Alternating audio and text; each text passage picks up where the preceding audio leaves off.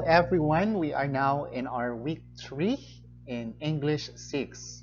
So the title of our module is Connecting Lives. Pero bago ang lahat, nais ko po munang magpasalamat sa lahat ng aking mga subscribers na nanood ng aking unang video. Sa hindi pa nakakapag-subscribe, please subscribe to my YouTube channel.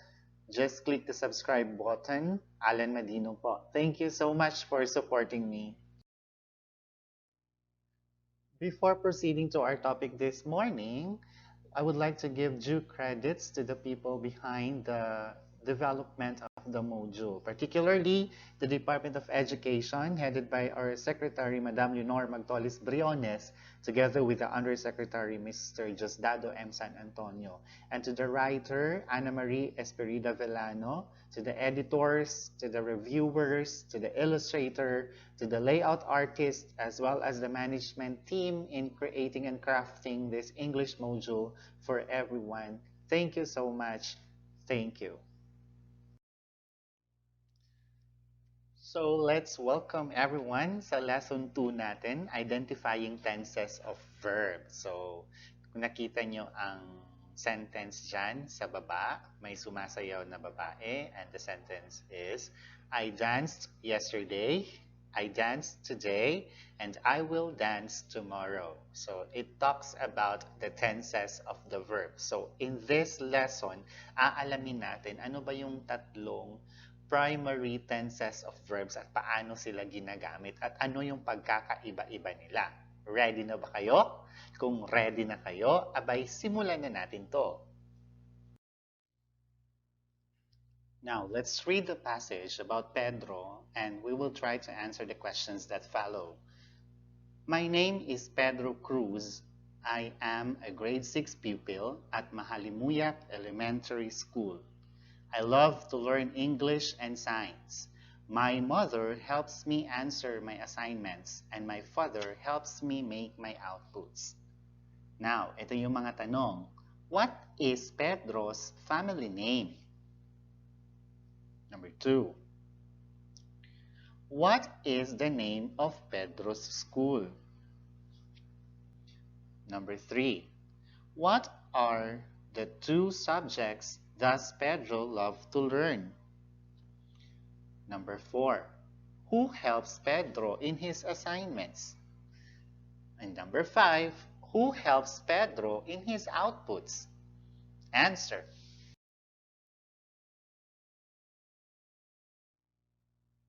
So basically, there are 3 simple tenses of verb.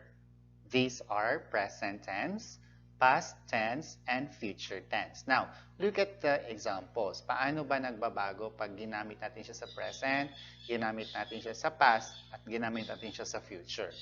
Present tense, craft, crafts. Pag past na, crafted. Future, will craft. Create, creates. When it is used in the past, it is created. In the future, will create. Instruct, instructs. If it is in past, instructed. In the future, will instruct. Now, listen very eagerly. There are 3 simple tenses of verbs, namely the past, the present, and the future. Tenses of verbs tells us how an action relates to the flow of time. So pag ginamit natin ang tense of verbs, malalaman natin paano or kailan ginawa yung action at may time. Simple tenses usually refer to a single action. When we say simple, single action, isang action lang. In general, simple tenses express facts and situations that existed in the past, exist in the present, or will exist in the future. So generally, yung mga simple tenses ay nagbibigay siya ng mga situation na maaring nangyari sa past, nangyayari sa present, or mangyayari pa sa future. Example, in the past, I cleaned my cabinet yesterday. Present, I clean my bedroom every day. Future, I will clean my show rack later. See the difference? The verb is clean.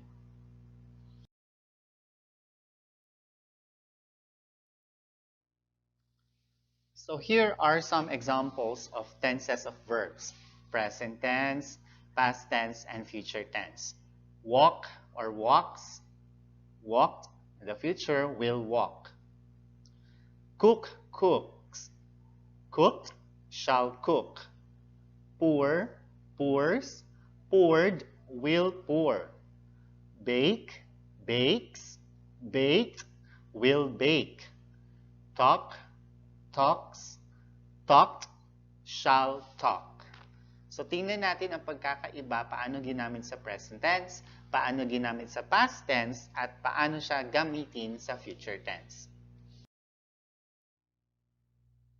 Now, we have to read the sentences and identify what tense of verb is used.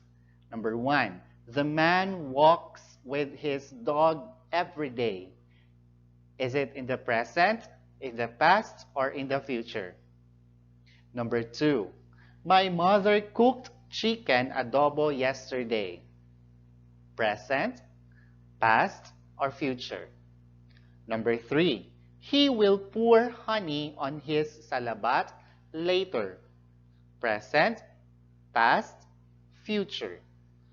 Number 4, her sister bakes chocolate cake every once in a while. Present, past, or future? They talk so loud when they discuss pandemic issues. Present, past, or in future tense? Answer. Now, based on the examples, what we have learned is that what happens to the verb if it is used in the present tense. So the answer, it will be either be in the S form or base form. So, pag nasa present tense yung verb, gagamitan natin ng S form or ng base form. Ibig sabihin ng S form ay dadagdagan natin ng letter S sa hulihan ang verb. Example, ang verb ay talk. So, pag nasa present tense siya, magiging talks. Okay? Depende na yun kung singular or plural. So, pag singular, Marie talks. So, may S siya. Pag plural naman, Marie and Anna talk. So, parehong nasa singular, parehong nasa present tense yun. Now, what will happen to the verb if it is used in the past tense? Nangyari na. So, magdadagdag ka ng D or ED gamit or idagdag mo siya sa base form. So, pag talk, dadagdagan mo siya ng ED, magiging talked. So, it is in the past tense na. Now, what clue can lead you to identify the tense of verb used in the sentence? Now, the answer is the time expressions in the sentence help in identifying the tense of verb. Malalaman at malalaman mo yun kasi nandoon ang time expression. Ibig sabihin, madidistinguish mo kung ito ay present, past, or future tense. Now, here are the different examples. The principal talks on administrative concerns during the meeting. Okay, pag sinabing during the meeting is an example of time expression for present tense. Pag sinabing during the meeting, kasalukuyang nagmi-meeting. So, it is in the present tense. Therefore, ang verb na gagamitin natin ay ang base form plus the S form of the verb, which is talk plus S equals talks. Number 2, she cooked pansit molo last weekend. Okay. Ang time expression ay last weekend. Noong nakaraan pang weekend. Ibig sabihin, nangyari na. Therefore, ang verb, ang gagamitin natin ay dapat nasa past tense. So, kung natatandaan nyo, kung magpa-past tense tayo, we will add ED sa ating verb. So, our verb here is cook. Dadagdagan natin ng ED, magiging cooked. Therefore, this verb is an example of past tense. Number 3, the female teachers will dance señorita in next month's affair. Okay, ang time expression dito ay next month. Sa susunod pa na buwan. Hindi pa mangyayari ngayon kasi sa susunod pang buwan. That is an example of a time expression that will happen in the future. Therefore, gagamit tayo ng word na will plus the base form of the verb para nasa future tense ang ating verb. Nakuha? Very good. Now, you have to draw a heart if the underlined verb is in present tense, a half moon if the underlined verb is in past tense, and a star if the underlined verb is in future tense. Draw your answers on a separate sheet of paper. Do not answer on your module, okay? Number 1, my friends will plan for their get-together next week. Number 2, the teacher talks well in her discussion every day. Number 3, last week we cooked bok choy and we all enjoyed the hot soup. Number 4, they gracefully danced maglalatik on stage yesterday. Number 5, my mother's cooked vegetables for their children every meal time. So you need to find the verb and try to see if it is in a present tense, past tense, and future tense. Tingnan nyo ang time kung ano, paano ginawa, or kailan ginawa yung action. Now, for your assessment, identify the correct tense of verb that will complete each sentence. Write your answer on a separate sheet of paper.